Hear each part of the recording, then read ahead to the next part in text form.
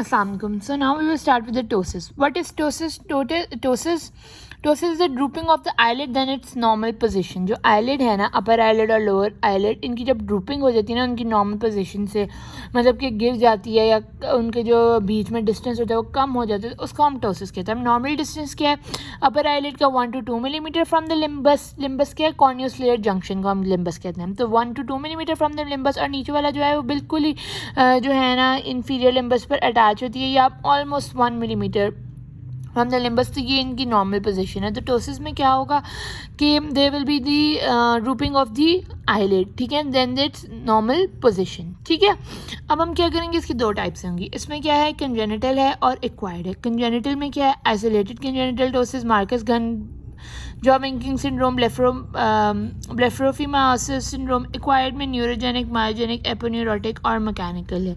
अब कंजेनिटल में क्या है, एक कॉमन चीज़ कंजेनिटल टोसिस में ये होती है कि जो क्रीज है ना, अपर क्रीज ऑफ द आई, वो बनी होती है aponeurosis of the levator muscle. तो जब aponeurosis of the levator muscle की बनी होती है तो कंजेनिटल टोसिस में क्या होता है, ये जो अपर क्रीज ऑफ द आईलिड होती है ना, ये एब्सेंट होती है. क्यों एब्सेंट होती है? Because of the maldevelopment of the levator muscle. तो maldevelopment of the levator muscle की वजह से ये अपर क्रीज प्रेजेंट होती है. तो ये हमारे पास जो है कंजेनिटल टोसिस में मेन इंपॉर्टेंट डायग्नोस्टिक फीचर है. तो उसके अंदर हमारे पास नॉर्मल कंजेनिटल टोसिस भी हो सकता है, Marcus Gunn jaw winking syndrome भी हो सकता है, ब्लेफरोफिमायोसिस भी हो सकता है, सिंड्रोम भी हो सकता है. अब हमारे पास ये कंजेनिटल टोसिस था. अब जो है ना हम देख लेते हैं, इसमें हमारे पास simple congenital ptosis. Simple congenital ptosis क्या है कि यूनिलेटरल भी होता है, बायलेटरल भी हो सकता है. फिर इसके अंदर स्किन आईलिड क्रीज जो है वो एब्सेंट होती है और जो लिवेटर फंक्शन है वो भी रिड्यूस है. ये देखें, ये नॉर्मल आया है, ये टोटेक आया है. तो टोटेक आय में ये अपर क्रीज जो है ना ये एब्सेंट है because of the maldevelopment of the levator muscle. ठीक है, ये यूनिलेटरल टोसिस है, ये बायलेटरल टोसिस है, दोनों आईज. अब Marcus Gunn jaw winking syndrome क्या होता है, इसके अंदर क्या होता है, इसके अंदर ये होता है कि जब भी हम कोई जिसको ये सिंड्रोम हुआ तो जब भी वो खाना खाता है ना, अपना जॉ च्यू करता है, तो तब तक ना वो आंख मारता है, मतलब टोसिस होता है, उसकी जो आईलिड है ना वो नीचे की तरफ आती है. तो इसको हम कहते हैं Marcus Gunn jaw winking syndrome के जब भी वो अपने जॉ को करता है ना, क्यू करता है, तो विंकिंग होती है उसको, मतलब कि आई उसकी टोसिस होती है, लेकिन उसको विंकिंग इसलिए कहते हैं क्योंकि जब वो चबाता है तो उसकी आई में विंकिंग होती है. तो ये क्यों होती है, ये होती है because of the misdirected cross innervation between the oculomotor nerve जो आई को सप्लाई करती है, and the mandibular branch of trigeminal nerve and which supply to the muscles of mastication. तो मतलब कि जब मसल्स ऑफ मास्टिकेशन को जो mandibular branch of the trigeminal nerve और आई को सप्लाई करती है ऑक्यूलोमोटर नर्व, इन दोनों की नर्व, ये दोनों जो नर्व्स हैं ना, इनकी जब मिसडायरेक्टेड क्रॉस इनर्वेशन होती है ना, कि इसकी जो नर्व की जो फाइबर्स है ना वो एक दूसरे को मिसडायरेक्ट हो जाते हैं. ठीक है, मतलब क्रॉस कर देते हैं एक दूसरे को. तो इस वजह से ना ये जो है ना वो अपना नॉर्मल फंक्शन नहीं परफॉर्म कर पाते, ना ही ऑक्यूलोमोटर नर्व, ना ही मैंडिबुलर ब्रांच ऑफ दी ये जो है ट्राइजेमिनल नर्व. तो इसकी वजह से क्या होता है कि जब वो चबाता है तो उसकी टोसिस होती है, उसकी आई ब्लिंक करती है. सो ये हो गया Marcus Gunn jaw winking syndrome. अब इसमें क्या है, ब्लेफरोमायोसिस सिंड्रोम. अब जो ब्लेफरोमायोसिस सिंड्रोम है, सिंड्रोम क्या है, उसमें काफ़ी चीज़ें. तो उसमें क्या होगा कि they will be moderate to severe ptosis होगा. टेलीकेंथस क्या होगा, जब ये मीडियल थाई होते हैं ना, ये ना एक दूसरे से काफ़ी दूर होते हैं. ठीक है, क्योंकि यहाँ पर ना ये स्किन डेपोजिशन बहुत ज़्यादा होती है. तो ये क्या हो सकता है, टेलीकेंथस हो जाता है. एपिकेंथस इन्वर्सिस क्या होती है, जो लोअर लिड है ना उसकी स्किन जो है ना बहुत ज़्यादा अंदर की तरफ ना, आईलेट के अंदर की तरफ बेंड करना शुरू होती है. तो उसको हम क्या कहते हैं, एपिकेंथस इन्वर्सिस. ठीक है, एपिकेंथस इन्वर्सिस इसको हम कहते हैं. और ये जो चाइनीज़ जापानीज़ वगैरह की आंखें जिस तरह की होती हैं ना, बहुत छोटी छोटी सी, तो ये तकरीबन उसी तरह का लगता है. ठीक है, ये ब्लेफरोमायोसिस और स्मॉल पेरिफेरल फिगर हॉरिजॉन्टली होता है इसका. ठीक है, अब जो है हमारे पास न्यूरोजेनिक टोसिस में हमारे पास क्या है कि न्यूरोजेनिक आई को जो नर्व सप्लाई करती है ना वो थर्ड नर्व ऑक्यूलोमोटर नर्व है. तो ऑक्यूलोमोटर नर्व की पाल्सी होगी या तो थर्ड नर्व पाल्सी होगी या तो हॉर्नर सिंड्रोम होगा. हॉर्नर सिंड्रोम में भी क्या है कि इसके अंदर पार्शियल टोसिस वगैरह होंगे और इसके अंदर इप्सिलेटरल मायोसिस और लोअर लिड एलिवेशन होगा. ठीक है, अब मायोजेनिक टोसिस क्या होगा, जिसमें मसल इन्वॉल्व होगा, मतलब कि न्यूरोमस्कुलर जंक्शन का डिफेक्ट होगा। अब इसके अंदर जो टाइप्स आ जाती हैं वो हमारे पास दो आ सकती हैं, ठीक है। उसके अंदर हमारे पास आती है माइस्थीनिया ग्रेविस और ऑक्यूलर मायोपैथीज। अब माइस्थीनिया ग्रेविस में क्या होता है, डिफेक्ट होता है न्यूरोमस्कुलर जंक्शन में, ये यूनिलेटरल या बायलेटरल हो सकता है। ये क्या होता है कि बंदा जब फिटीक करती है ना आई, माइस्थीनिया ग्रेविस स्टार्ट में नहीं होता, जब आई फिटीक करती है ना, मतलब बहुत ज़्यादा वर्क कर करके फिटीक हो जाती है, तो उसके बाद माइस्थीनिया ग्रेविस होता है, ठीक है। और ये वर्सन हो जाता है इवनिंग, सुबह के टाइम ठीक होता है, आईलिड बिल्कुल ऐसे ड्रूप नहीं करी होती, उसको लगता है, लेकिन जब रात होती है ना, फिटीक होती है काम करके के, तो आईलिड की ना बहुत ड्रूपिंग होना शुरू हो जाती है, क्योंकि न्यूरोमस्कुलर जंक्शन के डिफेक्ट की वजह से। तो उसको हम माइस्थीनिया ग्रेविस कहते हैं। अब माइस्थीनिया ग्रेविस में डिप्लोपिया भी था, और इसमें ना हम कोई सर्जरी वगैरह नहीं करते। जब हमें पता लग जाए ना कि डीडी जो है माइस्थीनिया ग्रेविस है, तो हम उसको न्यूरोलॉजिस्ट को रेफर कर लेते हैं और सर्जरी नहीं करते, क्योंकि वो आई का डिफेक्ट नहीं है, वो न्यूरोमस्कुलर जंक्शन का डिफेक्ट है, ठीक है। ऑक्यूलर मायोपैथी में भी हमारे पास प्रोग्रेसिव एक्सटर्नल ऑप्थम और मायोटेनिक डिस्ट्रॉफी हो जाती है, ठीक है। फिर होगा एपोन्यूरोटिक टोसिस। एपोन्यूरोटिक टोसिस क्या होता है, जो लिवेटर मसल के एपोन्यूरोसिस होता है ना, वो हमारे पास या तो उसकी इंसर्शन हो जाती है, वो अटैच नहीं होती, इंसर्शन नहीं होती उसकी, या फिर क्या होता है कि वो स्ट्रेचिंग हो जाती है उसकी लिवेटर ओपेन्यूरोसिस की। जो लिवेटर ओपेन्यूरोसिस है बहुत ज़्यादा स्ट्रेच हो जाता है, तो इसकी वजह से इसके अंदर क्या होता है, एपोन्यूरोटिक के अंदर कि जो क्रीज होती है ना, स्किन आईलेट क्रीज, वो हाई लेवल पे चली जाती है। यूनिलेटरल या बायलेटरल होता है, लिवेटर फंक्शन इसमें नॉर्मल होता है। हमने जो कंजेंटल वाले 3 पढ़े थे ना, जिसके अंदर हमारे पास Marcus Gunn jaw winking syndrome था, ब्लेफरोमायोसिस था, और फिर हमारे पास जो पहला सिंपल कंजेंटल टोसिस था, उनके अंदर हमारे पास जो क्रीज होगी ना, आईलिड क्रीज एब्सेंट होगी। जबकि जो एपोन्यूरोटिक टोसिस है ना, उसके अंदर आईलिड क्रीज जो होगी ना, हमारे पास हायर लेवल पर होगी, ठीक है। क्यों हायर लेवल पर होगी, क्योंकि उसके अंदर जो एपोन्यूरोटिक मसल है ना, आईलिड की हाईलाइट, क्योंकि एपोन्यूरोटिक मसल जो है डिस्टेंस या स्ट्रेच हुआ है। अब मैकेनिकल टोसिस में इसी तरह हमने देख लिया कि हमको जब भी कोई प्रेशर वगैरह आईलिड पर होगा, जैसे कि क्लेजियन हो गया, या फिर कोई ट्यूमर वगैरह हो गया, आई का ट्यूमर वगैरह हो गया, न्यूरोफाइब्रोमेटोसिस हो गया, तो उसकी वजह से क्या होगा, मैकेनिकल टोसिस। तो उस वेट की वजह से ड्रूपिंग ऑफ द आईलिड होगी, जिसका मैकेनिकल टोसिस कहते हैं। अब इसकी कॉम्प्लिकेशंस क्या है, या इसकी क्लिनिकल फीचर्स क्या हैं, कि इसकी वजह से कॉस्मेटिक डिसफिगरमेंट होगी, आई की शेप एक तो ख़राब होगी, एम्ब्लायोपिया होगा, ठीक है ना। जब जो टोसिस पूरी प्यूपिलरी एरिया को कवर करेगा ना चिल्ड्रन में बिलो द एज ऑफ 9, तो उसको हम क्या कहेंगे, एम्ब्लायोपिया। स्क्विंट हो जाता है, एबनॉर्मल हेड पोस्चर की, मतलब उसकी लिड नीचे की तरफ हुई थी ना, वो देखने के लिए ना बार बार अपना हेड को ऊपर कर सके मुझे नज़र आई, क्योंकि लिड तो उसकी ऊपर होती नहीं टोसिस में, तो उसकी एबनॉर्मल हेड पोस्चर हो जाता है। फिर wrinkling of the skin of the forehead to attempt to elevate, फिर वो अपनी आईलिड ना एलिवेट करने के लिए अपनी ऊपर स्किन को ऊपर करता है फॉरहेड की, तो उसमें रिंकलिंग हो जाती है। अब इसकी जो इन्वेस्टिगेशन है, इसको हम पता कैसे लगा सकते हैं कि इसकी टाइप कौन सी है, कि न्यूरोजेनिक है, ये मायोजेनिक है, ये माइस्थीनिया है मायोजेनिक में, या फिर इसकी कोई और टाइप है कंजेनिटल है, या तो उसको हम क्या कर सकते हैं, आइसपैक टेस्ट हम क्या करते हैं, cool piece of ice myasthenia के पेशेंट्स में उसको हम देते हैं, टोसिस जब भी हुआ और रखते हैं, तो अगर उसको टोसिस ठीक होना शुरू हो जाए ना, तो मतलब कि ये जो पेशेंट है वो माइस्थीनिया का पेशेंट है। फिर एंटीबॉडी टेस्टिंग होती है, इस तरह एंड्रोफोनियम देते हैं, तो अगर टोसिस ठीक हो तो वो उससे भी हमें पता लग जाता है माइस्थीनिया का है। फिर फिनाइलेफ्रीन यूज़ करते हैं हॉर्नर सिंड्रोम को सस्पेक्ट करने के लिए। फिर उसके बाद न्यूरोलॉजिकल इन्वेस्टिगेशन करते हैं देखने के लिए कि न्यूरोजेनिक टोसिस तो नहीं है। तो ये थी डिफरेंट टाइप्स ऑफ टोसिस, उसके कुछ क्लिनिकल फीचर्स और उसकी जो है इन्वेस्टिगेशन। अब हम देखते हैं कि हमने उसका ट्रीटमेंट करना है। उसका जो हमने ट्रीटमेंट करना है ना, वो हम कहते हैं मेडिकल भी और सर्जिकल भी। अगर तो मायोजेनिक है ना, इन केस ऑफ न्यूरोजेनिक, तो उसको फिर हम उसकी अंडरलाइन कॉज की तरफ, मतलब कि उसको न्यूरोलॉजिस्ट वगैरह को रेफर कर देंगे अगर माइस्थीनिया ग्रेविस होगा मेडिकल में। अब सर्जिकल कैप सर्जरी सीधा ही स्टार्ट नहीं कर देते, टोसिस हुआ चलो सर्जरी करने, ऐसे नहीं है। उसके हम ग्रेड्स चेक करते हैं, माइल्ड है, मॉडरेट है या सवेयर है। जब हमें पता लगता है ना, फिर हम देखते हैं कि अच्छा ये तो वो है, माइल्ड है तो उसके लिए अलग सर्जरी है, मॉडरेट है तो उसके लिए अलग सर्जरी है, सवेयर है तो उसके लिए अलग सर्जरी है। तो अब सर्जिकल प्रोसीजर को हम देखने के लिए ना ये जो कुछ टेस्ट करते हैं, तो उसमें हम क्या करते हैं, अगर हम देखते हैं अब टोसिस का पेशेंट आया हमारे पास, अब टोसिस उसकी यूनिलेटरल है या बायलेटरल। अगर तो यूनिलेटरल है ना, तो हम क्या करेंगे, इंटरपैल्पेब्रल फिशर जो अपर आईलिड और लोअर आईलिड मार्जिन है ना, उन दोनों के दरमियान में डिस्टेंस जो है ना उसको मैयर करेंगे।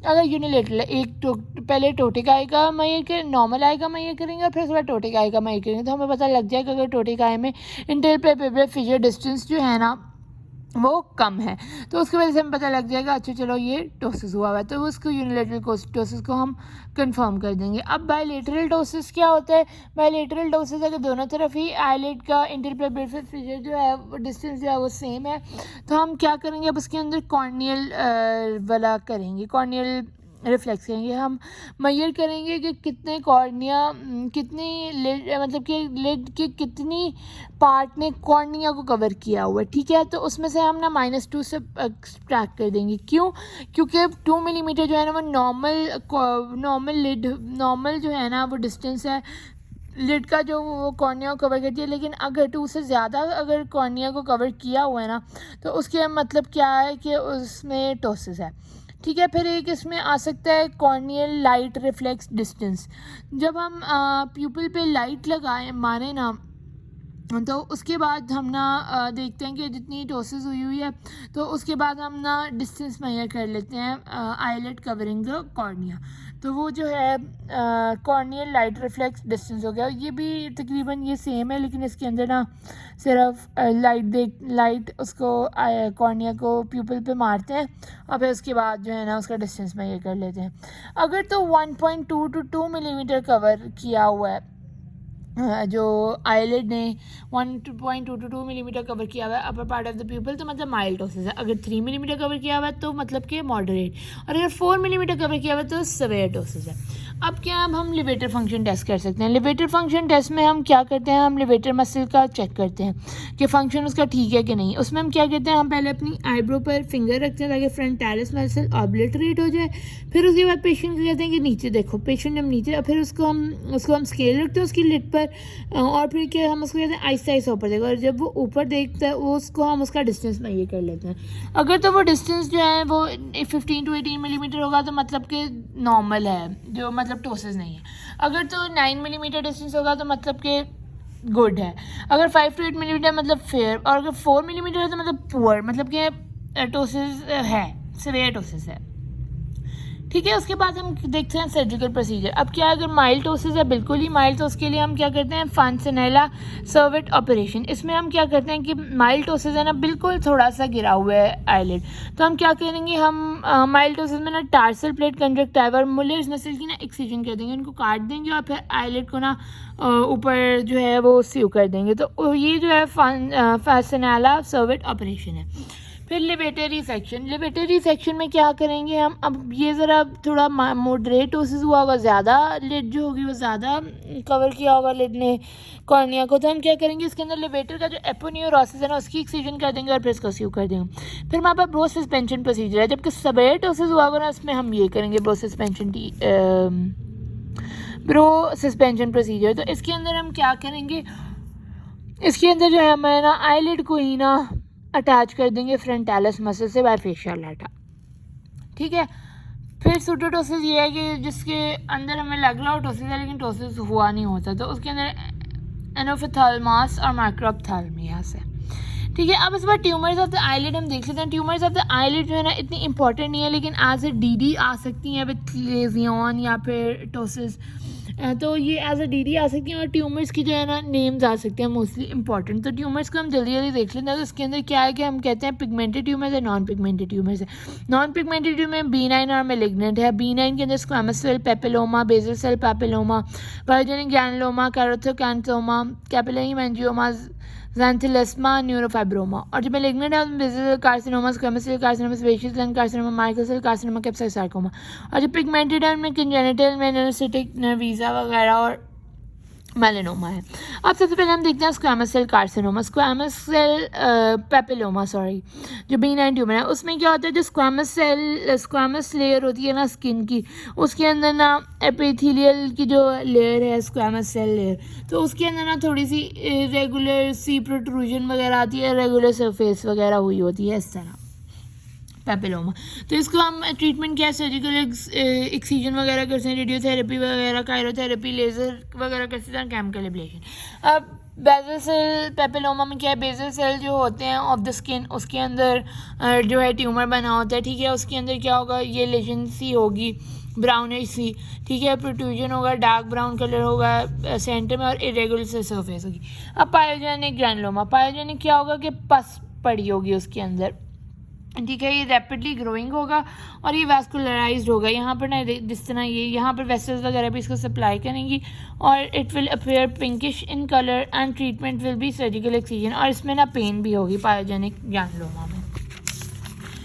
फिर उसके बाद हमारे पास आ सकता है कैराथोकैंथोमा। कैराथोकैंथोमा में क्या है कि ये मेनली अडल्ट में होगा, और इसके अंदर क्या होगा कि कैराटिन डिपॉजिट होगा, ये पिंकिश बॉर्डर होगा, उसके अंदर कैराटिन डिपॉजिट होगा, तो इसको इसीलिए कैराथोमा कहते हैं। कैपिलरी हेमेंजियोमा, ये मेनली जो है ना, ये देखें, ये कैराथोमा हेमेंजी पे कैपिलरी हेमेंजियोमा मेनली ना चिल्ड्रन वगैरह में होते हैं, इन्फेंट्स वगैरह में होते हैं। तो उसमें क्या होगा, कैपिलरीज जो होंगी ना बल्ज आउट हुई होंगी, ठीक है। और फिर ये ना रिग्रेस करना शुरू हो जाता है during the second year of life. ये पिंकिश रेडिश सी लीजन होंगी, और कैपिलरीज बल्ज आउट हुई होंगी, और जब जो है ना बच्चा क्राई करेगा तो ये और स्वेल कर जाएंगी। ट्रीटमेंट इसमें ओरल प्रोपेनॉल वगैरह दे सकते हैं, ठीक है। फिर जेंथिलेस्मा क्या है, उसके अंदर क्या होगा कि जेंथिलेस्मा के लिपिड जो होगा ना, लिपिड फॉर्मेशन हुई होगी आईलिड वगैरह पर, लिपिड डिपॉजिट्स होंगे स्किन पर सॉरी। तो उसमें ये वैसे तो इसका कोई मसला नहीं होता, अगर हम इसमें कोलेस्ट्रॉल लेवल वगैरह चेक करवाते हैं, वो तो नहीं है उसकी वजह से, तो ये लिपिड डिपोजिशन होगी on the dermis of the skin. फिर न्यूरोफाइब्रोमा क्या होता है, नर्व शीट का ट्यूमर है पेरिफेरल नर्वस सिस्टम में न्यूरोफाइब्रोमा, तो ये इस तरह ना टोसिस वगैरह की तरह लगता है, न्यूरॉन उसके ख़राब होते हैं, ठीक है ना, नर्व फाइबर्स, तो ये टोसिस की तरह लगता है। फिर मैलिग्नेंट में बेज़ल सेल कार्सिनोमा, तो वो भी बेज़ल सेल लेयर है, लेकिन ये जो है ना मैलिग्नेंट है, तो मतलब कि ये सारा स्प्रेड करेगा, ठीक है। फिर इसका ये इस तरह जैसे अल्सरेशन वगैरह भी इसके अंदर हुई होगी, ये बेज़ल सेल कार्सिनोमा है। रिस्क फैक्टर्स में इंक्रीजिंग एज होगी, एक्सटेंडेड सन एक्सपोजर वगैरह होगा। अब इसकी जो टाइप्स है वो नोड्यूलर अल्सरेटिव और स्क्लेरोजिंग है। अब नोड्यूलर में क्या होगा, एक नोड्यूल की तरह अपीयर करेगा शाइनर फॉर्म। नोड्यूलर अल्सरेटिव में नोड्यूलर लेशन जो होगी ना, उसमें फिर अल्सर आ जाएगा। फिर जो स्क्लेरोसिस है उसमें क्या होगा, प्लेक फॉर्मेशन हो जाएगी, ठीक है। और फिर ट्रीटमेंट इसका क्या, सर्जरी कर सकते हैं, फिर क्रायोथेरेपी, फ्रोजन सेक्शन करा सकते हैं, रेडिएशन, लेज़र वगैरह, कीमोथेरेपी वगैरह हो सकती है। अब स्क्वैमस सेल कार्सिनोमा जो है, स्क्वैमस सेल स्किन में जो स्क्वैमस सेल है उसका जो मैलिग्नेंट ट्यूमर का वो साइज वाला स्क्वैमस सेल कार्सिनोमा होगा, जिस तरह ये है, तो इसके अंदर भी अल्सरेशन वगैरह होगी। ये मैलिग्नेंट जो है ना, मैलिग्नेंट स्प्रेड होता है और इसके अंदर अल्सरेशन है। इसकी भी 3 टाइप्स होंगी, बाउंस डिजीज, नोड्यूलर टाइप और अल्सरेटिव फॉर्म। अब इसमें क्या होगा, बाउंस डिजीज में प्लेक वगैरह, स्केली एर्थमेटस, हाइपरकैराटोसिस और शार्पली डेमार्केटेड पैच और प्लेक्स होंगे। नोड्यूलर में नोड्यूल बना होगा और अल्सरेटिव में अल्सर फॉर्म होगा। इसका जो ट्रीटमेंट है उसके अंदर सर्जरी करवा सकते हैं, इसके अंदर एक्सेंटरेशन करवा सकते हैं, जब बहुत ज़्यादा आईलिड लीजन होगी ना तो फिर ये करवा सकते हैं। Radiation therapy. Sebaceous gland carcinoma क्या होगा, जो सेबेशियस ग्लैंड आई के अंदर होता है ना, उसका ट्यूमर हो जाएगा, और इसकी वजह से ना उसकी मेनली जो है ना उसकी जो सिक्रीशन है वो ज़्यादा हो जाएंगी सेबेशियस ग्लैंड की आई के अंदर, और ये मेनली अराइज करते हैं वोमेन ग्लैंड से या फिर ग्लैंड ऑफ ज़ीस से, ठीक है। और इसके अंदर बहुत लार्ज नोड्यूल बनते हैं एंड कॉजिंग दी टोसिस। फिर इसकी भी टाइप्स जो हैं, उसके अंदर नोड्यूलर है जिसके अंदर नोड्यूल बन जाएगा, तो इसका ट्रीटमेंट हमारे पास आ जाता है सर्जिकल एक्सेंटरेशन और रेडिएशन थेरेपी। इसी तरह मार्कल सेल कार्सिनोमा जो है बहुत ही रेयर ट्यूमर है, और ये जो होता है ना ओल्डर एडल्ट्स में कॉमन होता है, और ये रैपिडली ग्रोइंग और मैलिग्नेंट ट्यूमर है इस तरह, ठीक है। इसे ये जो है ना क्लिनिकली अपेयर करते हैं, वेल डिमार्केटेड नोड्यूल होता है विद इंटैक्ट ओवरलाइंग स्किन के साथ। ट्रीटमेंट में सर्जिकल ट्यूमर। और कप्सोई सार्कोमा जो है ये हर्पीज वायरस एड की वजह से होता है। कप्सोई सार्कोमा एड एसोसिएटेड होता है, जिनको एड हो उनको हुआ होता है, और ये ट्यूमर है जिसके अंदर pinkish reddish violet to brownish lesion होती है, ठीक है। ये कैप्सोई सार्कोमा ये हर्पीज वायरस 8 की वजह से होता है, ठीक है। और इसकी जो रेडिएशन थेरेपी या फिर एक कंट्रोल ऑफ एड्स इसका ट्रीटमेंट है। That's all for tumours and ptosis of the eyelid.